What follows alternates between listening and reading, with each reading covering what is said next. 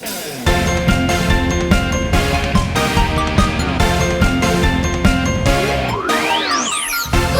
창조주 구원자 예수님, 예수님만이 나의 유일한 소망. 우리의 창조주 구원자 예수님, 예수님만이 나의 유일한 소망. 예.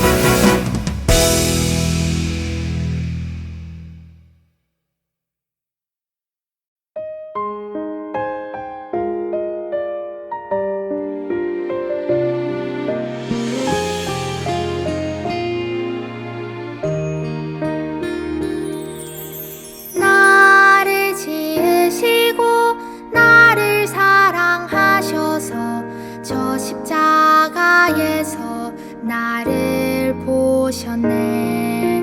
나를 살리시고 나의 소망 되시려 저 십자가에서 나를 보셨네. 이제 내가 주를 봅니다. 헛된 마음 모두 버리고 이제 주만 바라봅니다.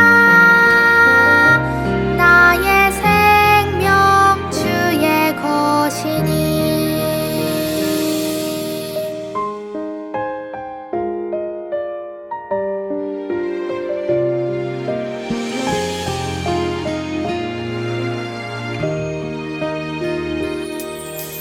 나를 지으시고 나를 사랑하셔서 저 십자가에서 나를 보셨네.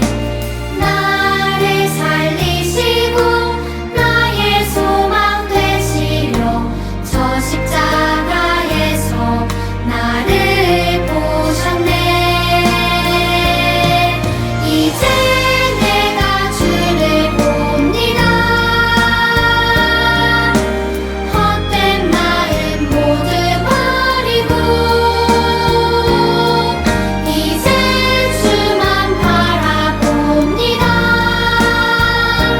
나의 생명 주의 것이니. 이제 내가 주를 봅니다. 헛된 마음 모두 버리고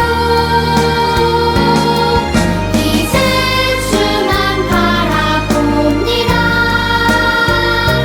나의 생명 주의 것이니.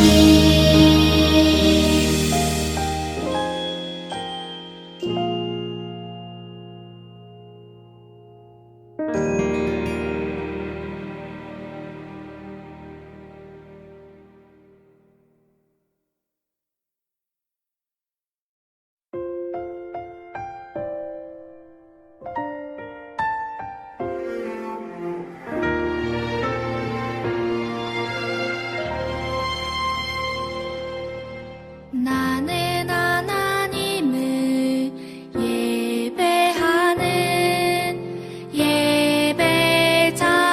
예배자입니다.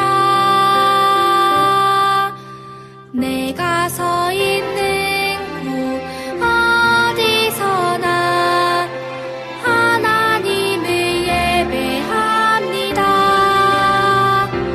내 영혼 거룩한 은혜를 향하여 내 마음 완전한 하나님 향하여 이곳에서 바로 이 시간 하나님을 예배합니다.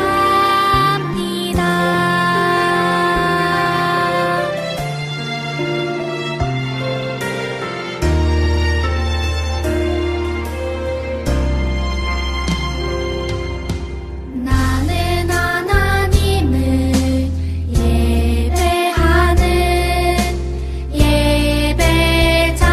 예배자입니다. 내가 서 있는 곳 어디서나 하나님을 예배합니다. 내 영혼 거룩한 은혜를 향하여 내 마음 완전한 하나님 향하여 이곳에서 바로 이 시간 하나님을 예배합니다.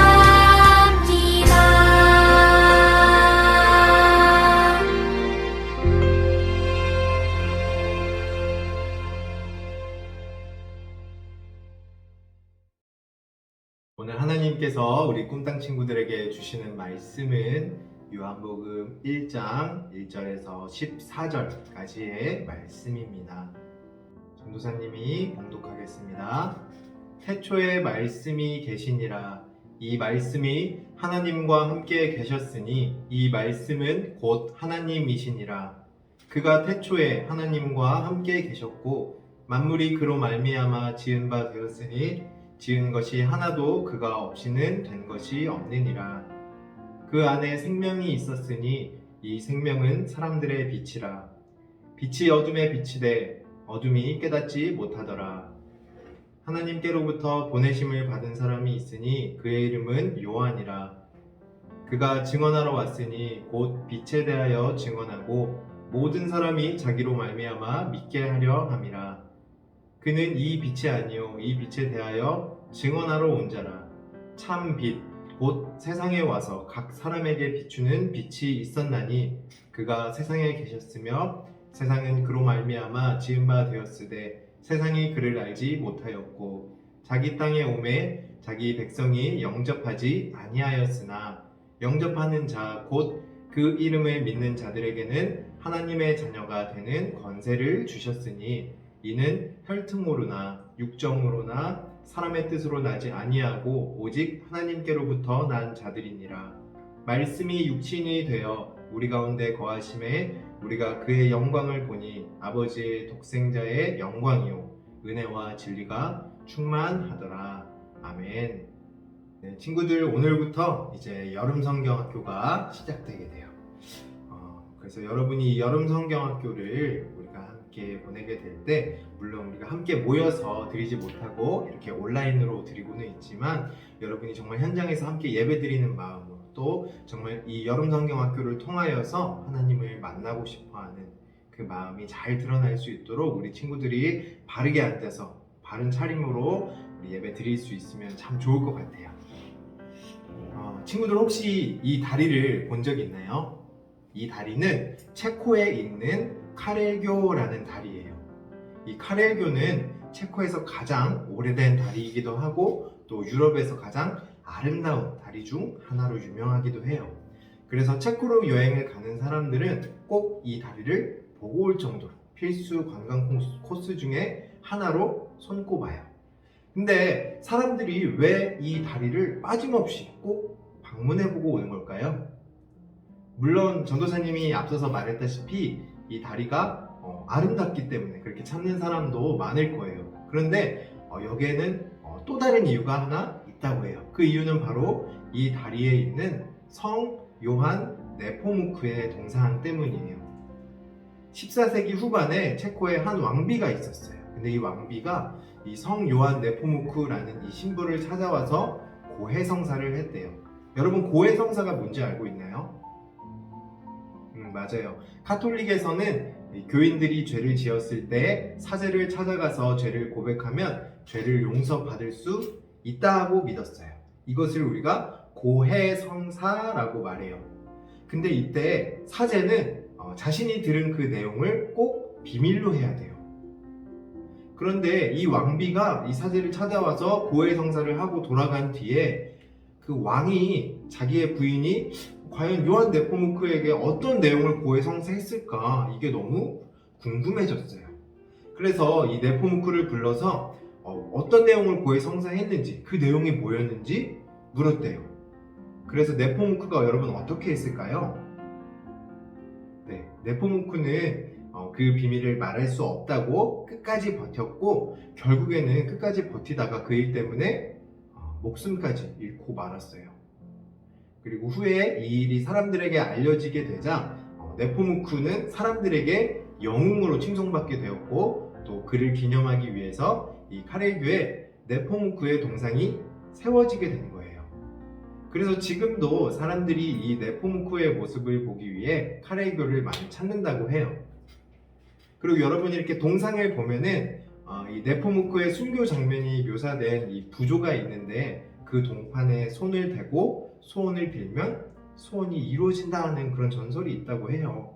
근데 물론 말도 안 되는 이야기이지만 그 전설 때문에 수많은 사람들이 동판에 손을 대어서 그 부분만 이렇게 반질반질 퇴색되어 있대요. 그런데 사람들이 왜 그렇게나 동판이 이렇게 퇴색될 정도로 손을 대고 소원을 빌고 그렇게 하는 걸까요? 정말 이 전설처럼 소원을 빌면 자신이 바라는 것이 이루어질 거란 그 기대 때문일까요? 자, 만약에 여러분은 그 전설이 사실이라면 그 동상 앞에서 어떤 소원을 빌어보고 싶나요? 사람은 누구나 소원을 가지고 있어요. 그런데 사람들이 비는 대부분의 소원은 자기가 갖고 싶은 거 혹은 이렇게 누리고 싶은 것들 뿐이에요. 근데 그런 것들로 인해서 우리는 만족을 얻기도 하고 때로는 이 행복을 느끼기도 하기 때문이겠죠. 하지만 여러분, 이런 소원들을 다시 한번 잘 생각해 보면은 우리가 생각하는 그 소원들은 금방 이루어지기도 하고 또 쉽게 바뀌기도 해요. 그렇기 때문에 우리가 갖고 있는 이런 소원들은 우리가 평생 우리 마음에 품을 수 있는 소원이 될 수가 없어요. 우리에게는 이렇게 쉽게 변해버리는 그런 소원이 아니라 변하지 않는 영원한 참된 소망이 필요해요.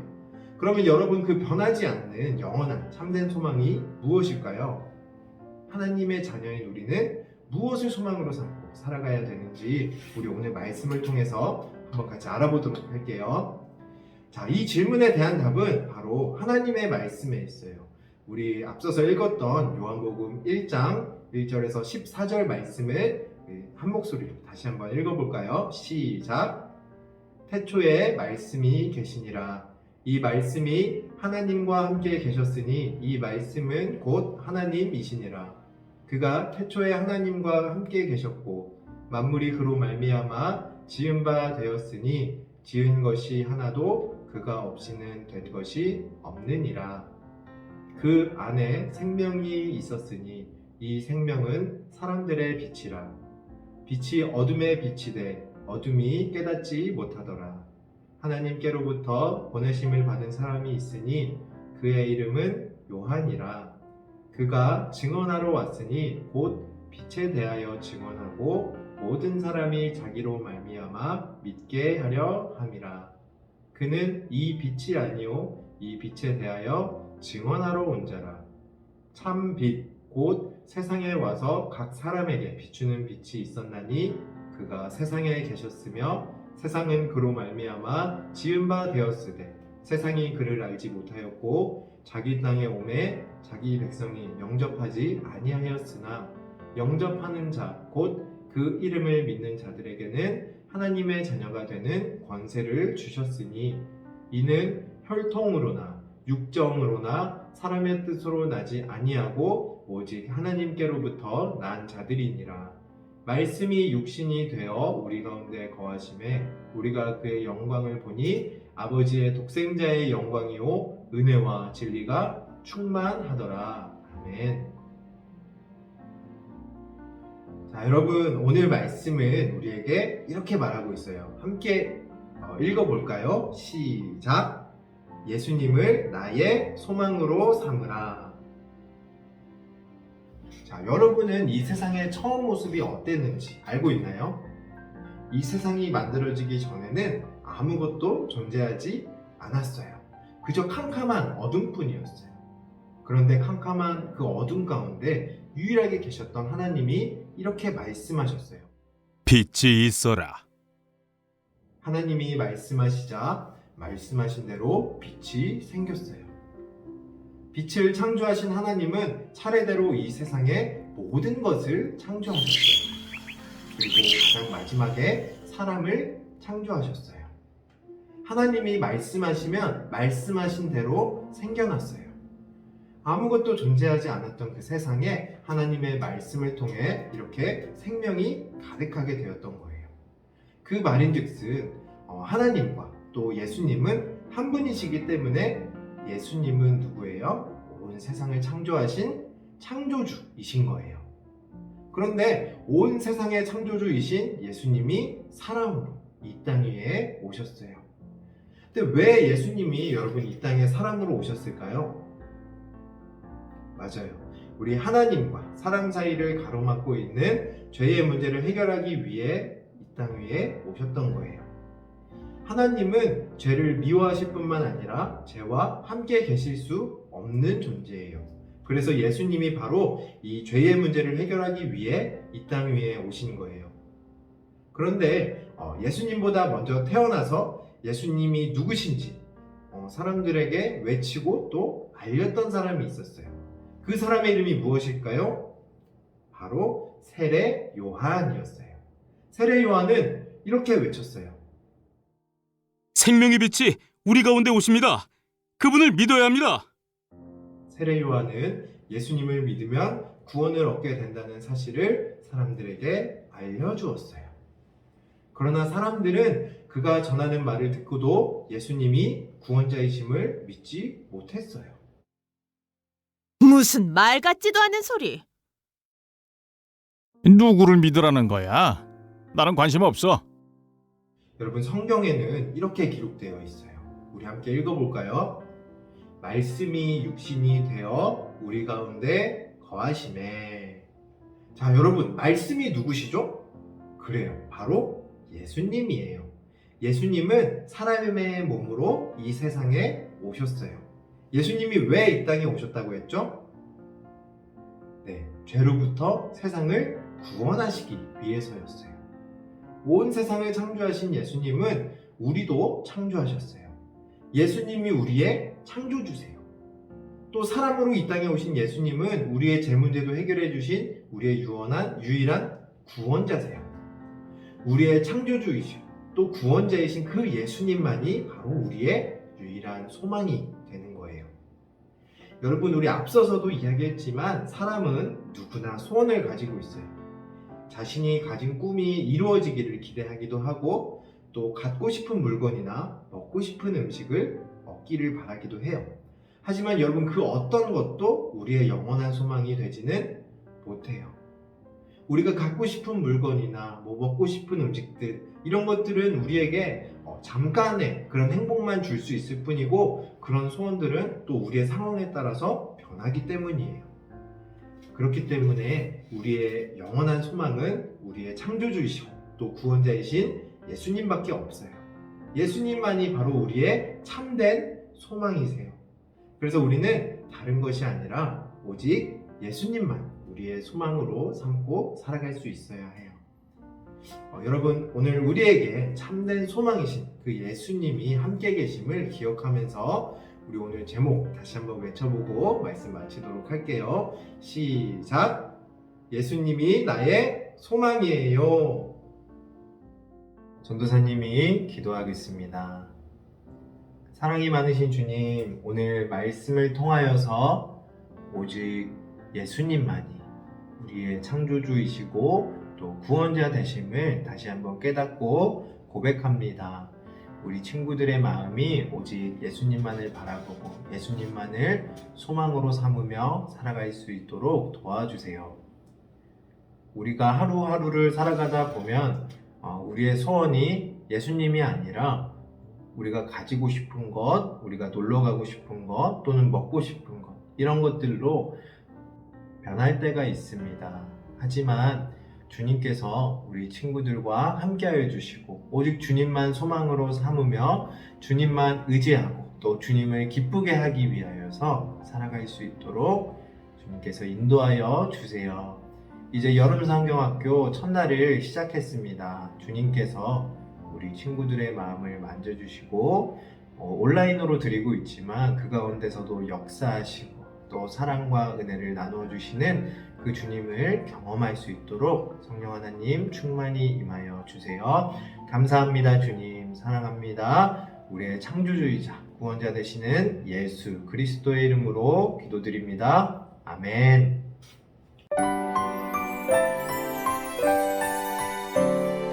말씀이 육신이 되어 우리 가운데 거하심에 요한복음 1장 14절 아멘.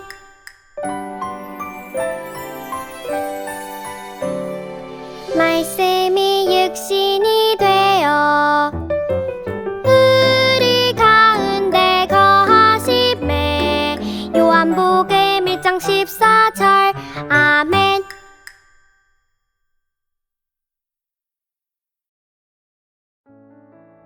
우리 꿈당 친구들, 오늘부터 여름성경학교가 시작됐어요.